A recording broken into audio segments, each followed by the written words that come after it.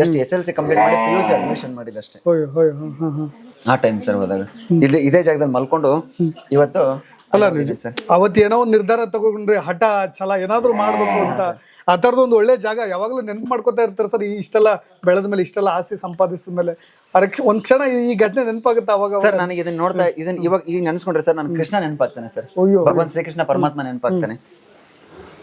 ಅವನಿಗೆ ಪ್ರಾಣಿಗಳಂದ್ರೆ ಇಷ್ಟ.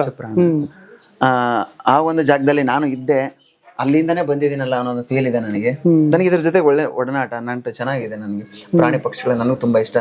ಇಲ್ಲೂ ಸಾಕಿದ್ದೀನಿ, ಬೆಂಗಳೂರಿನ ಫಾರ್ಮ್ ಹೌಸ್ ಅಲ್ಲೂ ಸಾಕಿದ್ದೀನಿ, ಅಲ್ಲೂ ಒಂದ್ ಮಾಡಿದೀನಿ. ಇದೆ ಸರ್, ಭಗವಂತ ಏನೋ ಒಂದು ಮಾಡೋ ಮಟ್ಟಕ್ಕೆ ಕೊಟ್ಟಿದ್ದಾನೆ. ಎಷ್ಟಿದಾವೆ ಸರ್ ಹಸುಗಳು ಎಲ್ಲ?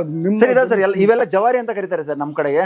ಉತ್ತರ ಕರ್ನಾಟಕದಲ್ಲಿ ನಮ್ಮ ಸ್ಪೆಷಲ್ ಈ ಭಾಗದಲ್ಲಿ ತುಂಬಾ ಫೇವರೇಟ್ ಇವೆಲ್ಲ. ಈ ಆಕಳುಗಳು, ಇದರದ್ದೇ ಹಸುಗಳು, ಹೋರಿಗಳ ಹೊರಗಡೆ ಇದೆ, ಇದೆಲ್ಲ ನಮ್ಗಳೇ